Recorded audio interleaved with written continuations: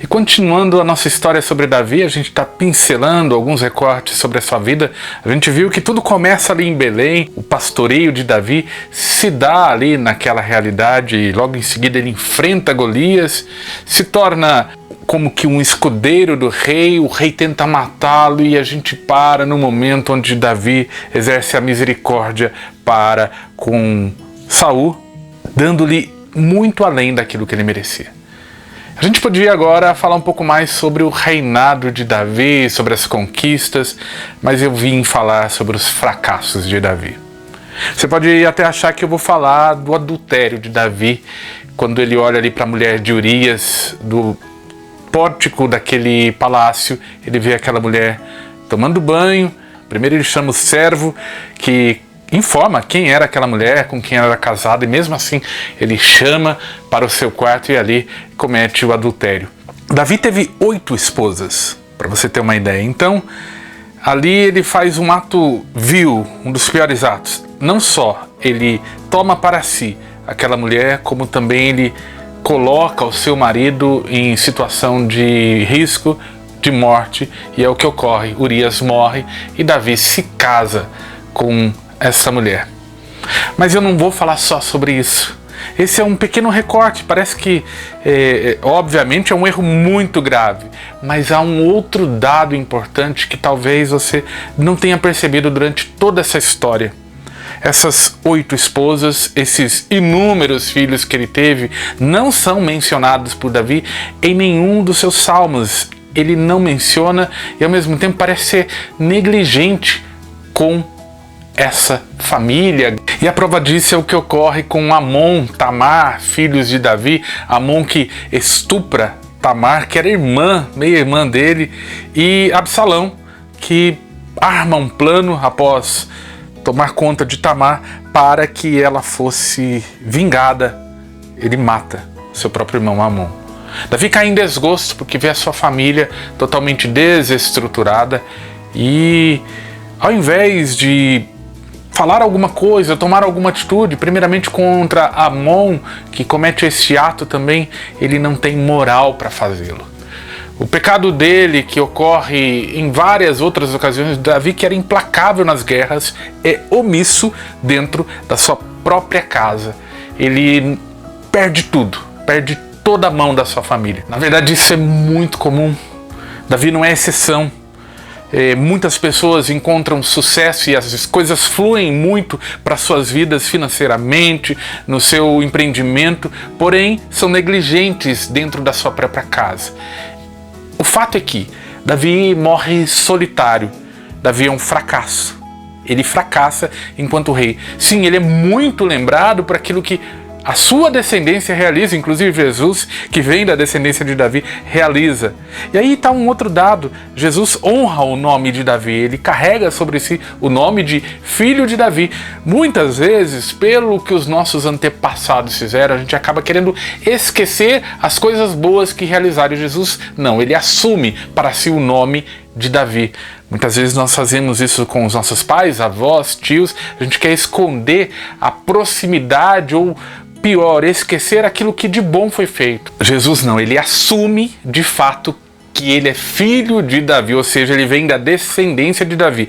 Já é um ensinamento e tanto para nós. Um dos mandamentos diz honrar pai e mãe, como nós devemos honrar aqueles que vieram anteriores a nós, aqueles que nos dão o nome, e Jesus honra o nome de Davi, independentemente de sua infidelidade, independentemente daquilo que ele não conseguiu realizar. E de fato, Davi, ao final da sua vida, ele fala: eu tinha um propósito, o propósito de construir um templo, mas eu não consegui realizá-lo. Outro dado também, há situações em que nós temos um propósito, temos um desejo, temos a vontade de fazer, mas não é para nós, não se realiza. Não quer dizer que iremos nos frustrar sempre em todos os propósitos, mas em alguns sim.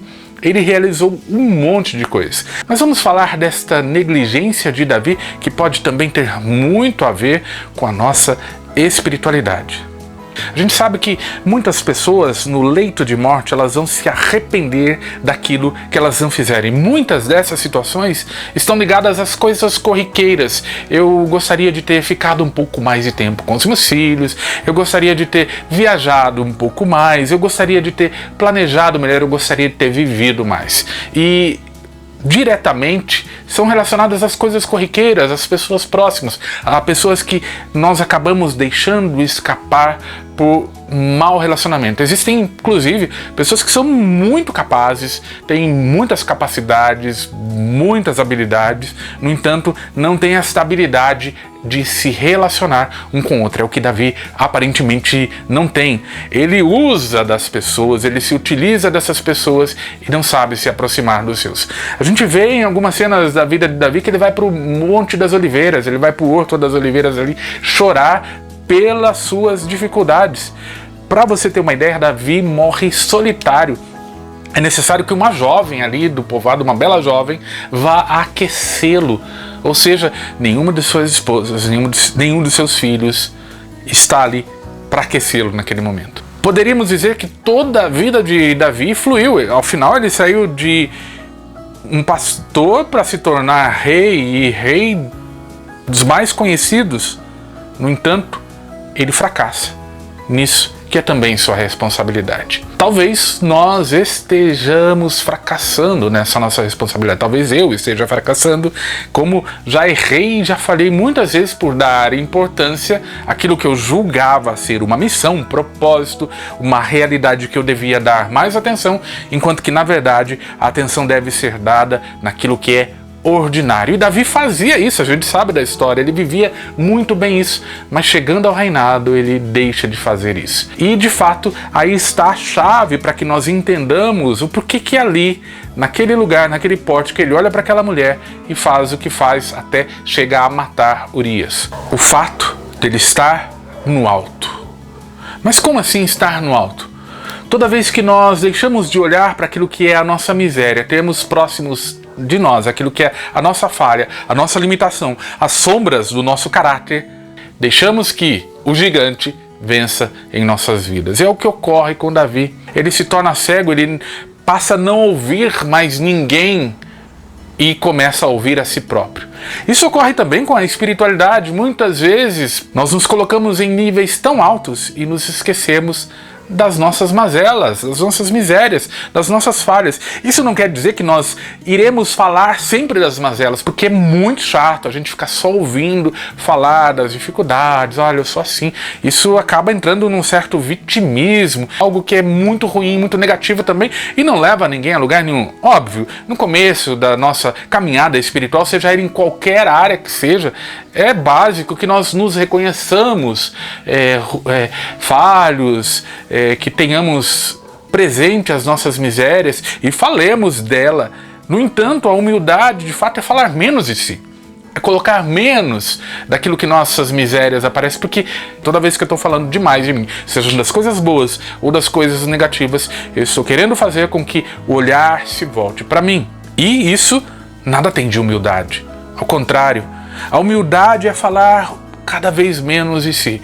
Ocorre uma história de um homem sábio que se aproxima de um monge para ter uma conversa sobre as coisas espirituais. Ele começa a falar um monte de coisa de Deus, das grandezas de Deus, da maravilha de Deus. E aí esse monge totalmente em silêncio, e esse sábio fica indignado, pergunta para quem o levou ali por que ele estava quieto, e este que o levou vai lá perguntar: por que o senhor está tratando ele mal, ele é tão sábio? E ele responde: enquanto ele ficar falando das coisas do alto, eu não tenho muito o que conversar, porque para mim é aqui, nas coisas da terra, que eu consigo, é sobre as coisas da terra que eu consigo falar. Aí, de repente, esta pessoa começou a falar das suas próprias misérias, das suas próprias dificuldades, das suas próprias falhas, ou seja, daquilo que ele conhecia de si mesmo. Aí sim a conversa fluiu, e este homem, esse sábio, saiu todo feliz. Talvez nós estejamos numa busca de espiritualidade muito alta, muito inalcançável. Até o nosso papo seja esse, de falar de Deus, de falar das coisas do alto, das coisas de Deus, com uma distância muito grande. E embora isso seja muito bonito, muito necessário, Isso não alcança a realidade muitas vezes. E é comum, inclusive, pessoas que falam muito bem de Deus, as coisas de Deus, dos planos de Deus, mas na realidade, na vida cotidiana, no dia a dia, elas são pessoas insuportáveis, são pessoas agressivas.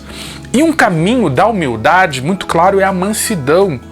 Existem pessoas que não falam de Deus, mas a sua forma de falar, o seu jeito de falar, a sua mansidão, a sua capacidade de transmitir a presença de Deus é através da mansidão das palavras. A sabedoria está muito ligada, inclusive, à mansidão. É muito difícil você ouvir alguém sábio que é agressivo. Eu não consigo. Interessante quando o contrário ocorre. A pessoa pode nem ser tão sábia, mas ela falando com mansidão, você para ouvir e fala: não é que é verdade o que ele está falando? Não é que é real isso?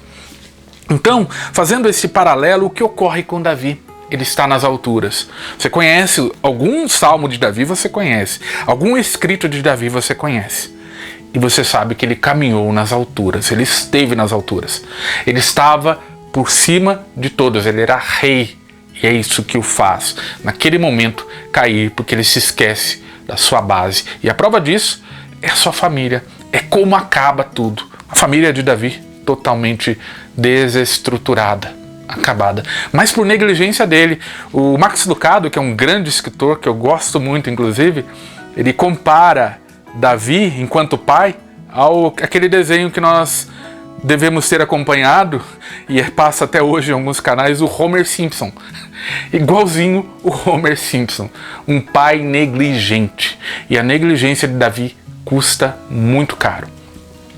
Mas a descendência dele prevalece. Olha que interessante. Deus é subversivo. Carregamos de fato os tesouros em vasos de barro e, desculpa, pouco importa quem nós sejamos para que a obra dele ocorra, tanto que Salomão, o rei da sabedoria, o homem mais sábio do mundo, constrói esse templo como descendente de Davi e deixa também esta obra de Davi muito conhecida.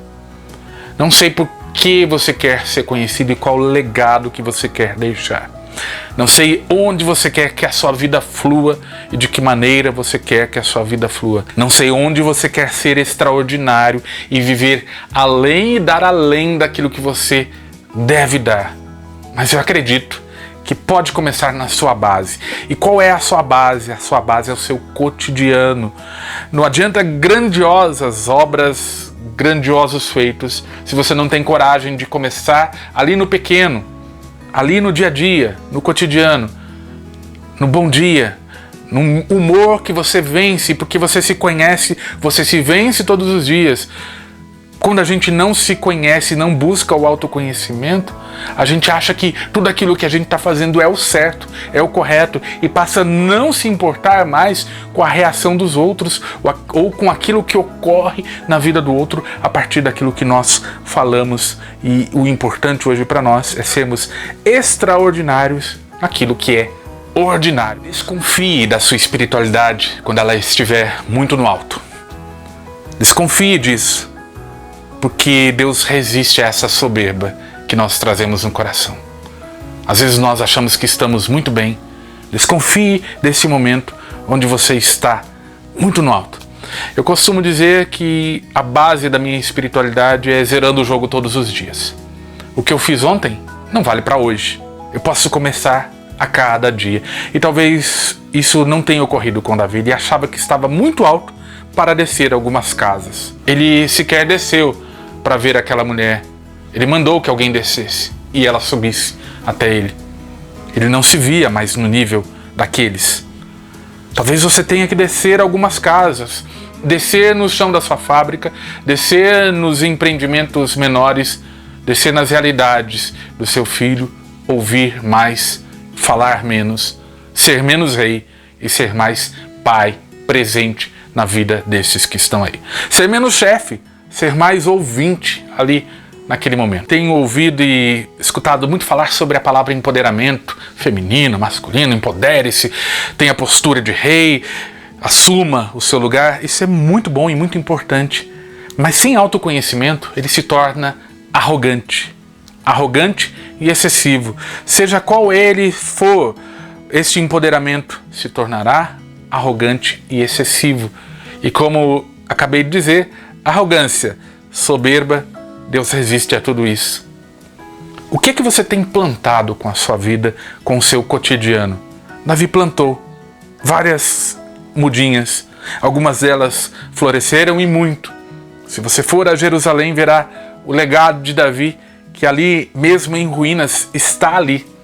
Histórias, salmos, mas o legado da sua família, ele foi, sim, realizado por outros. O nome de Davi foi carregado por outros, mostrando inclusive o que Deus é capaz de fazer com cada um de nós. Não importa o ponto em que nós estejamos, não importa aquilo que nós tenhamos feito, Ele é capaz de reconstruir até o nosso legado.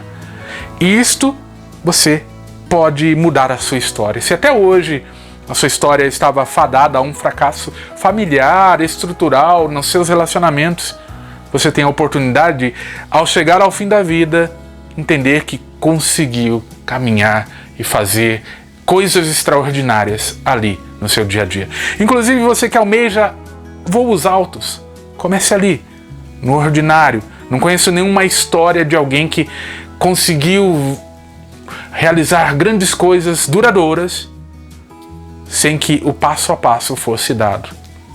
Mesmo estes que a gente escuta dizer que ganharam na loteria, ganharam uma fortuna, ganharam uma herança, se isso não é algo que foi construído no dia a dia, se não soube fazer com as pequenas coisas, com aquilo que é grande, a pessoa também não consegue. Inclusive a gente escuta a máxima, um ditado: dê poder a alguém, você conhecerá essa pessoa. Se ela não leva para si as coisas boas que ela tem, aquilo que está no coração dela, para o momento de grandiosidade, fatalmente ela fracassará. Então, dê atenção a essas pequenas coisas, aos relacionamentos, peça desculpas, peça perdão, reate às circunstâncias. Você verá que, além de tudo, as coisas começarão a fluir de uma forma mais natural. A gente encerra aqui esta breve reflexão sobre Davi. Podemos até destrinchar um pouco mais desta história, falarmos um pouco mais, mas eu espero de fato que aí, naquilo que lhe é ordinário hoje, naquilo que Deus lhe pede hoje, naquilo que é o seu propósito para a sua vida no dia de hoje, você dê mais atenção a essas circunstâncias que às vezes você acaba não dando. Tem muita gente que está dizendo de você hoje que você é agressivo, que você é duro, que você é grosso. E a que custo isso? Quanto vale isso? Davi, ali ao final da vida, ele diz: eu tinha um plano, eu tinha um propósito e não consegui realizá-lo. Que ao final da nossa vida, que ao final de cada dia nós possamos olhar para o dia que passou e falar: consegui um pouquinho mais do meu propósito no dia de hoje.